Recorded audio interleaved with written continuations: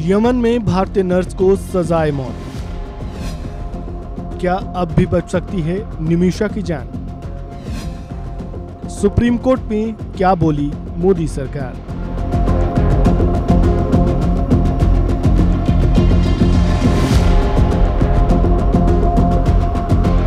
केरल की नर्स निमिषा प्रिया के खिलाफ यमन में सजाए मौत का फरमान सुनाया गया है।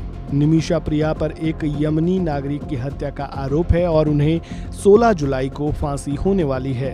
अब बस 2 दिन का समय बचा है और निमिषा को बचाने की हर संभव कोशिश की जा चुकी है। ऐसे में सबके मन में ये सवाल है कि क्या निमिषा प्रिया की जान बचाई जा सकती है?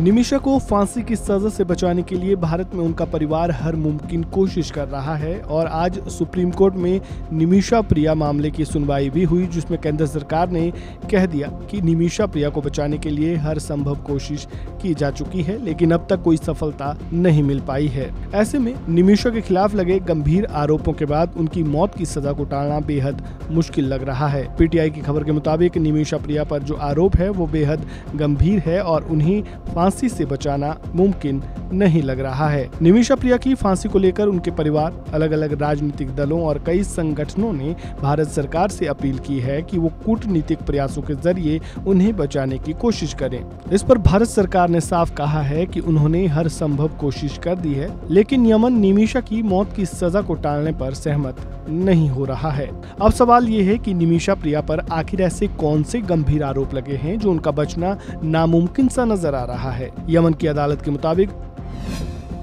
जुलाई 2017 में निमिषा प्रिया ने कथित तौर पर अपनी स्थानीय business partner Talal Abdo Mahdi को नशीला पदार्थ खिलाकर उसे मौत के घाट उतार दिया। इतना ही नहीं, महदी की हत्या के बाद निमिषा ने एक अन्य नर्स की मदद से उसके शरीर के टुकड़े टुकड़े कर दिए और फिर टुकड़ों को एक अंडरग्राउंड टैंक में फेंक दिया। महदी की हत्या के आरोप में निमिषा को गिरफ्तार कर लिया गया और उसने अपने एक बयान में हत्या की बात कबूल भी कर ली। इसके बाद यमन की राजधानी सना की एक निचली अदालत ने उन्हें मौत की सजा सुनाई।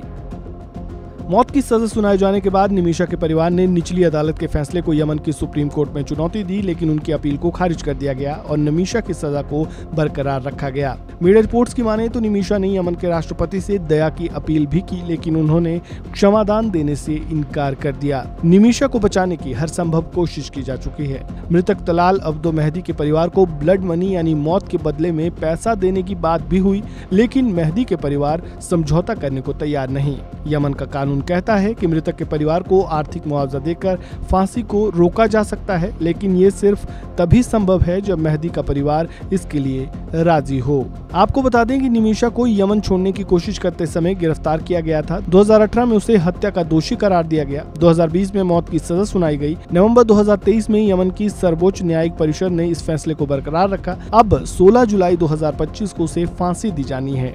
यमन में मौत की सजा की कानूनी प्रक्रिया और तरीका भारत से बिल्कुल अलग है। यहाँ फांसी की बजाय गोली मारकर सजा दी जाती है और इसके लिए कड़े नियम कानून है जो राष्ट्रपति की मंजूरी और सुप्रीम कोर्ट की सजा के बाद ही लागू होते हैं। निमिषा प्रिया का मामला इस सब की सबसे बड़ी मिसाल है, जहां राजनीतिक और कानूनी विवादों के बीच एक विदेशी महिला की जिंदगी दांव पर लगी है। लेकिन दुख की बात यह है कि निमिषा को बचाने की हर संभव कोशिश नाकाम होती नजर आ रही है। इस खबर में फिलहाल इतना ही। आपका इस पूरे मामले पर क्या कहना है, कमेंट बॉक्स में अपनी राय जरूर दें। वीडियो को लाइक करें, शेयर करें, चैनल को सब्सक्राइब करें और खबरों से जुड़े ताज़ा अपडेट अगर आप सबसे पहले पाना चाहते हैं तो बेल आइकन को दबाना बिल्कुल न भूलें। धन्यवाद। Subscribe to One India and never miss an update. Download the One India app now.